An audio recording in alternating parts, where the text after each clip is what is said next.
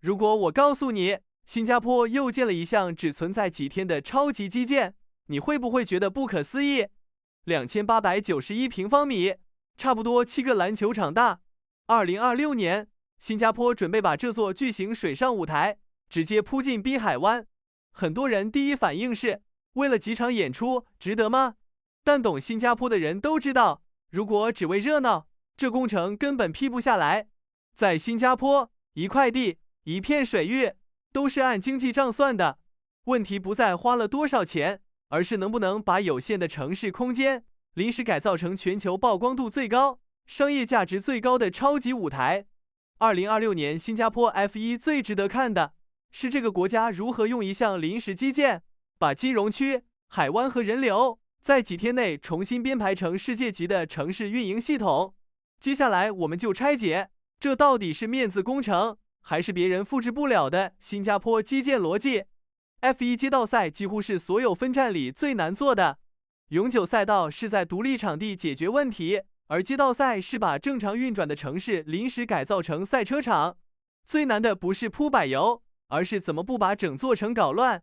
拉斯维加斯就是反面教材，为了比赛，主干道长期施工，商家客流跌，居民出行难，本地人觉得日常被牺牲，这账就很难算。摩纳哥是另一种极端，它经典，历史地位也高，但地形先天受限，街道窄，赛道升级空间有限，整个城市更像是在迁就赛事。新加坡不一样，它的问题比这两个地方都更棘手。国土小，核心区密，滨海湾周边又不是普通地段，而是金融、会展、酒店、旅游和政府形象叠在一起的超级高价值区域。你要在这里拉出接近5公里的街道赛道，还得保证办公楼继续运转，地铁系统继续消化人流，周边商家继续做生意，游客不会因为封路直接崩溃，这才是真正的高难度。也正因为难，新加坡站才有含金量。它不是单纯把路封起来给赛车跑，而是在证明一件事：这座城市有能力把大型国际赛事塞进最核心的生产空间里，同时把干扰压到可控范围内。后面你会看到2891平米的水上舞台，其实只是这套能力里最显眼的一层。现在来看这次最抓眼球的工程，2891平米的水上浮动舞台放在滨海湾，不是把几艘船并起来这么简单，它本质上是一套临时水上基础设施。你得先解决平台怎么拼，模块和模块之间不能只是连上就算完，它要保证整体稳定，人在上面跳，设备在上面震，舞台灯架、屏幕、音响、发电和配电系统全部压上去之后，结构不能出现明显位移。第二个问题是水，滨海湾不是泳池，水面会有风、有波动、有船只活动带来的扰动，平台必须靠锚固和连接系统把横向摆动控制在安全范围内，不然表演体验和设备安全都会出问题。第三个问题是电，大型演出最怕的不是不够炫，而是水边高负荷用电，灯光、音响、视讯、后台设备都在吃电，电缆布设、防水隔离、应急备援，这些东西做不好，舞台越大，风险越大。第四个问题是进出，你不是做一个飘在水上的展览品，而是要让大量工作人员、表演团队、器材运输和观众动线都能顺畅衔接岸上空间。也就是说，这个舞台看起来在水上，实际考验的是岸上和水上的一体化组织能力。这里就要说到一个很多人忽略的点，新加坡不是第一次玩这个，滨海湾一带过去长期就有浮动平台的经验，最出名的就是国庆庆典使用过的滨海湾浮动舞台系统。那套经验的价值不只是会不会搭，而是政府部门、活动主办方、工程商、安保、交通和应急系统已经反复练过怎么在同一片高价值空间里快速切换用途。白天它可以是城市景观，特定时段它可以变国庆庆典场地，再换一个窗口，它又能服务国际赛事和大型演出。这就是新加坡最核心的规划思路，不追求每个功能都盖永久设施，而是把同一块空间榨出多次价值。土地不够，就把时间维度拿来规划。2891平米真正厉害的不只是大，而是背后的城市调度能力。别的城市常为活动牺牲空间，新加坡则是在不永久占地的前提下，临时叠加出新商业场景。F1 只是亮眼的舞台，真正值钱的是这套方法。它向全球资本释放了直接信号：我们空间稀缺，但能做出超高周转率。来这投资，你看到的是一整套把有限资源变成高密度收益的执行系统。工程再漂亮，回报撑不住也会被质疑。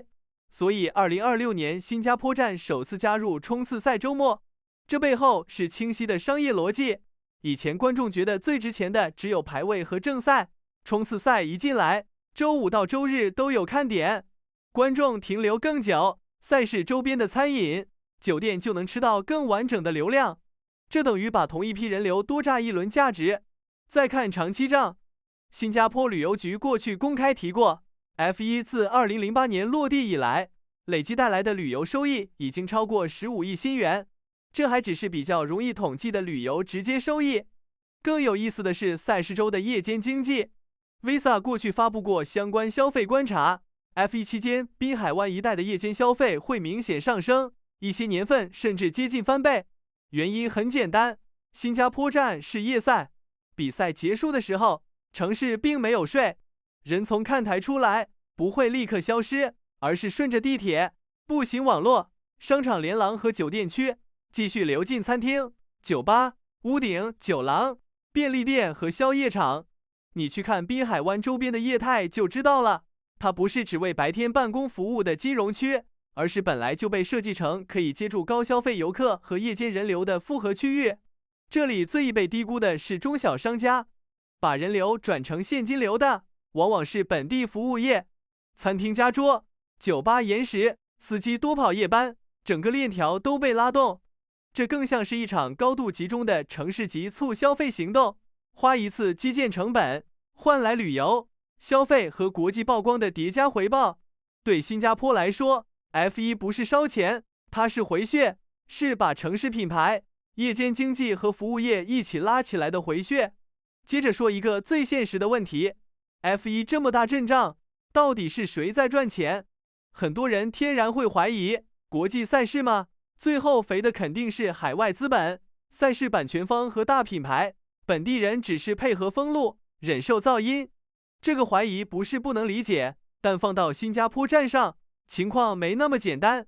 因为赛事真正落地的时候，最吃重的那部分工作，很多都必须由本地系统来完成，包括赛道围栏安装、临时设施搭建、照明与电力维护、物流调度、安保协作、清洁、交通恢复，这些都不是空降团队能单独搞定的。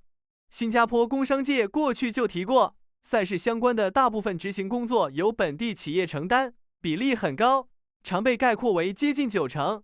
这个数字为什么重要？因为它意味着 F1 不是只有门票和赞助收入，它还是一台把订单留在本地产业链里的机器。你看到的是几天比赛，背后其实是很长的准备周期。工程公司要提前排产，物流公司要协调运输，设备商要做测试，活动执行团队要反复彩排，餐饮和酒店要提前备货和排班。换句话说， F1 的收益不是只在冲线那一刻产生，而是在前中后整个链条里被层层分配。更关键的是能力积累，本地承包商服务了 F1， 拿到的不只是钱，还有履历和标准。以后竞标其他大型活动，甚至海外项目，都能证明自己做过高标准、低容错的复杂工程。这种能力沉淀对小国尤其重要。新加坡输出的不只是资本，还有城市运营和复杂活动执行能力。